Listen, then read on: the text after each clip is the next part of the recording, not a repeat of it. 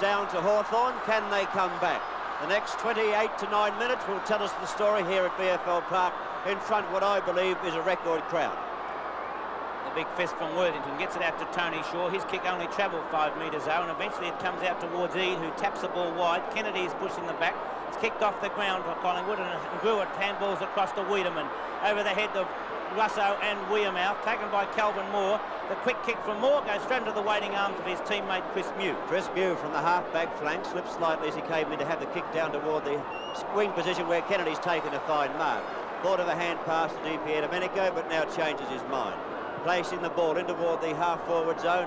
Players fly high. The mark has been claimed and it will be paid. Oops, and a trip also to Mace. Could have been a 15-metre penalty there, but the umpires didn't play it. Mace's kick off the side of the boot into the forward pocket it travels. Goad was there, tapped out by Byrne. Goad showing a little bit more pace than Byrne to get to the ball first, but the boundary umpire said it is over the boundary line, and we'll see a boundary throw-in take place in Hawthorn's forward pocket. Hawthorn, as I said, 36 points in front of Collingwood, and Collingwood have to find something this quarter, Bob Skilton, to take this game out. Tuckett was who got the tap. It's forced out by Robertson. He traps the ball well. Going to give the hand pass. He still gives it out wide. Ablett's waiting for it. He gives it on now to Mace. Mace's quick kick down towards the forward pocket, but he's way offline. In fact, over the boundary line on the full, so the resultant free kick will be taken for Collingwood's full-back, Peter McCormick. It's the first time that Mace has been used in the game today for Hawthorn, and also Don Scott is still on the interchange bench. The kick coming in from that back pocket position. No one actually made contact. Dacos tried to hook it out. Polkinghorn gets a funny little kick away and taken by Russo. It wasn't the required 10 metres, so he hurriedly puts it down to Matthews, who's been a real champion today in this Hawthorn lineup. Matthews places the ball into Ward Moncrief, who leads out, and Moncrief takes the mark in front of McCormick, who's tried to grab about 5 or 6 metres on the mark, and umpires now will bring him back to where the mark should be as Moncrief tries to line up to kick his second goal. Hawthorn 14-14-98. Collingwood 9-8-62, and Moncrief with a very difficult shot for goal, kicking right into the breeze. Difficult shot it is. Plenty of distance there, but it's across the face of goal. Tuck's in position, but he's beaten for the mark by Bill Pickett. Billy Pickett. Tuck being brought back to 5 metres. Law saying that you must be 5 metres back from the goal line. As Pickett slips as he was about to kick the ball, it comes down. Robertson's beaten for it on this occasion by Young, but Young too slow to get rid of the ball. Tapped away by Robertson, picked up by Goss. His kick over the head of Moncrief, and we'll find a boundary throwing to take place 5 metres around from the behind post in the forward pocket for Hawthorn. Hawthorn have to keep the ball in this area and score, and Collingwood naturally have to get it away to try and pick up that leeway they are facing. To the front of the packet comes Goad, hooks it out slightly. Mace's kick runs in toward the scoring zone. This could be a chance. Toomey should force it through. It wasn't Toomey at all, it was Olsen, and Olsen did just what I said he should do and get it over that line, because he was in all sorts of trouble, Bob, wasn't it? I'll say, Jack. McCormick going straight up the centre of the ground, shortest way home when you need about 6 goals in a hurry, and Ablett takes the ball from the big fist away. A long kick from Ablett goes right over the boundary line on the full, and another free kick will be taken by Peter McCormick. Hawthorn kicked 7 goals 5 to make them 47 points at quarter time, and Collingwood can only manage 3 goals 2, giving Hawthorn a very handy lead of 27 points, which they increased to 42 points at half time, and now are still holding that 37-point lead over Collingwood. In the ball up on the half-forward line for Hawthorn. Collingwood having a lot of trouble getting it out of there, Bob. Yes, they've found Hawthorn's desperate tackling extremely hard to get away from all day. It's Tuck, who's done all the ruck work on the forward line and done it extremely well. Mace meets Picken very heavily, but no free kick. And we find Ablett showing tremendous pace, coming away from the centre wing. The left foot kick, looking for Moncrief at the back. Cut down, taken by Mace. Mace's kick towards goal. Hits the post. Well, he's been in the thick of things since coming on. He's had about 3 or 4 possessions in the first 4.5 minutes of the game.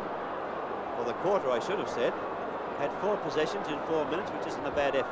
Of course, he'd be much fresher than the others. We've had a torrid afternoon so far.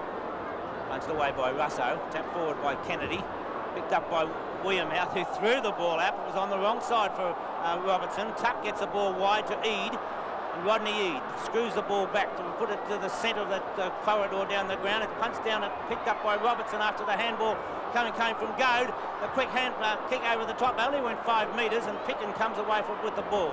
up towards centre-half back. Payton comes out, gets a favourable bounce, and he's able to thump the ball forward. A good bounce for Matthews. Straightens up, goes Collingwood, and shepherded through by Moncrief. Good play by the full forward to allow Matthews to kick his 4th goal, and Hawthorn go to 15-16, 106, Collingwood 9-8-62. And that, I think, Jack, might be the largest, the greatest margin in the game to date. Yes, it would have to be, Bob. I can't remember Collingwood getting any further down than the 42 points they were at half-time. But that little man on your screen there, Matthews, he's been a real dynamo. He kicked a great goal in the 3rd quarter when Collingwood was starting to come back against Hawthorn. He kicked a great goal, a steadying goal, and Hawthorn have just gone ahead from there. But there's another man, Payton, getting that tap from the centre bounce. He's hardly been beaten for a centre bounce all day. Got another hand pass out to Matthews, which wasn't a very good kick, and there's a little bit of, I would say, aerial work going on out there, but not much football. Jack, little things that are not seen much in football. Rodney Eade, seeing that Tony Shaw had snuck down to the forward line on his own, raced from the wing down to the back pocket to pick up Tony Shaw for his teammate Russo. Well, that was good thinking too. This isn't good thinking for Collingwood because the ball goes out fairly wide. Polkinghorn will head for the boundary line of that, I'm sure. Yes, I think he might just let it run out. That he does. A boundary throw-in will come in now. It's in Collingwood's forward pocket, but a fair way out from goal. Polkinghorn, an unobtrusive player, but has done a solid job all day against Dacos. He always seems to play a very effective game to me, Bob. Payton gets the tap. It misses Goss. It's picked up by Weirmouth. He shows a great turn of speed and then puts the long kick down towards the forward zone. Over the back, a good mark there to Barham. I think it might be a free kick to Barham or the mark. Either way, it was kicked out of Barham's hands anyway, but personally I felt it was a mark, Jack. I think that's what the umpire paid originally, Bob. And Barham will take this shot from only, well, you can see where he is, where the umpire's marking the position where the man on the mark must stand. So Barham is only kicking from about 12 metres out at the most. Point blank range, Ricky Barham puts it on its way, and he's popped it through for a Collingwood goal, but they wanted quite a few more yet. Hawthorn 15-16, 106. Collingwood 10-8, 68. Ricky Barham, who was beaten by Ablett on the wing, and when Craig Davis got injured, Barham came back on the ground, went to the forward pocket. From that forward pocket, of course, bringing up a goal.